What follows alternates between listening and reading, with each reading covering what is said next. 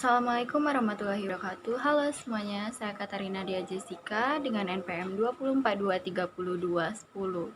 Pada video ini saya akan melakukan interview dengan salah satu guru atau wali kelas di SD Negeri 33 Kota Lubuk Linggau. Ini tersebut mengenai kurikulum yang berlaku di sana, yaitu kurikulum Merdeka, dan apakah penerapan kurikulum Merdeka di sana sudah ideal dan merata. Assalamualaikum warahmatullahi wabarakatuh.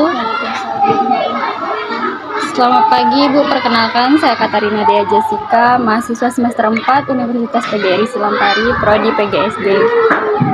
Nah, di kesempatan kali ini saya berniat untuk menginterview Ibu mengenai kurikulum yang ada di sekolah ini.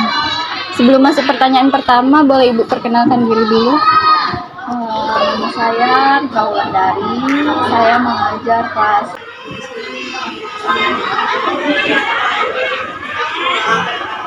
Oke, langsung kita ke pertanyaan pertama, yaitu apakah Ibu memahami tentang kurikulum Merdeka dan kurikulum nasional yang akan datang?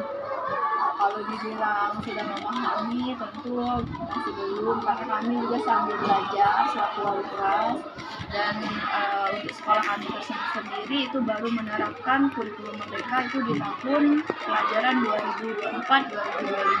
Jadi kami juga sambil belajar, sambil nonton YouTube atau TikTok mengenai kurikulum Merdeka. Pertanyaan selanjutnya yaitu bagaimana pandangan Ibu tentang kurikulum Merdeka dan kurikulum nasional yang akan datang ini? Kalau menurut saya, kalau kurikulum Merdeka itu dia lebih memusatkan kepada kreativitas anak. Jadi untuk pembelajarannya itu lebih berpusat kepada peserta didik. Dimana apalagi ciri khas kurikulum Merdeka itu misal adanya kan P5, jadi anak-anak lebih bisa mengembangkan kreativitas mereka ke dalam misalnya membuat kerajinan atau lain sebagainya. Sehingga kalau di kurikulum Merdeka ini siswa itu diminta lebih aktif dalam pembelajaran. Pertanyaan selanjutnya Bu, itu perbedaan apa yang mendasar yang Ibu rasakan dan implementasikan antara kurikulum 2013 dan kurikulum Merdeka?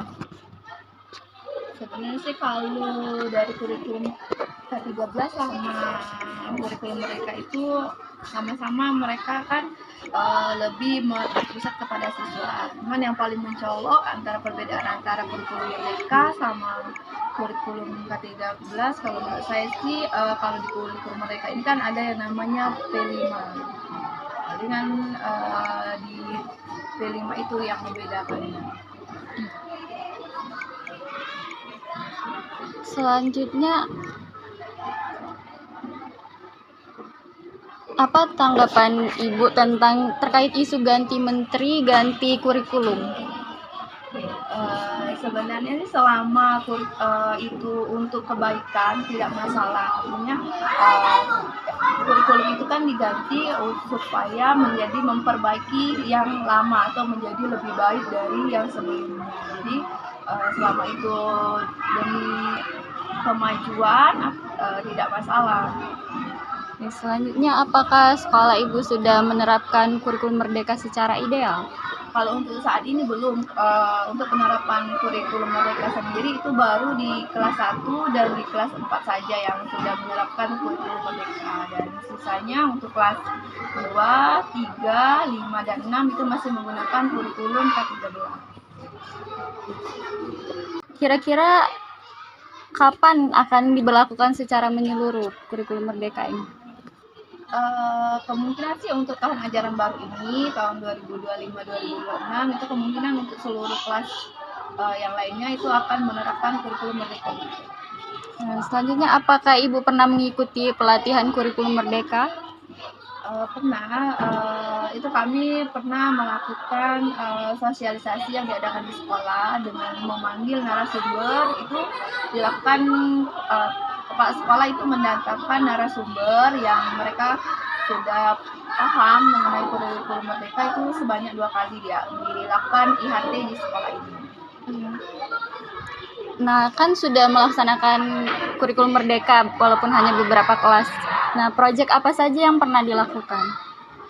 Kalau untuk proyek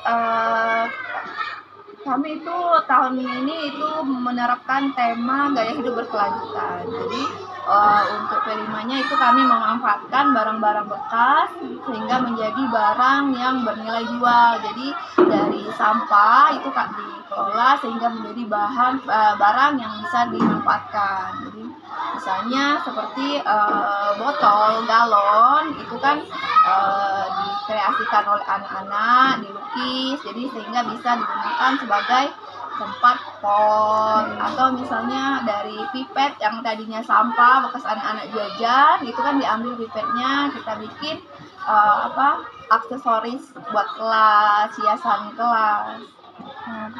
Selanjutnya terkait dengan profil pelajar Pancasila, profil mana yang intens diimplementasikan dalam pembelajaran? Kalau yang intensif bisa kreativitas, yang jelas ya kan, kreativitas, terus inovasi, terus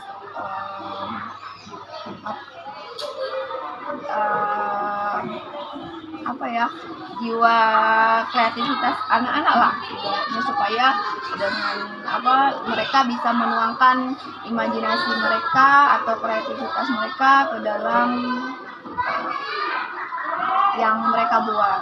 Nah, selanjutnya apa harapan Ibu dengan melaksanakan kurikulum merdeka ini?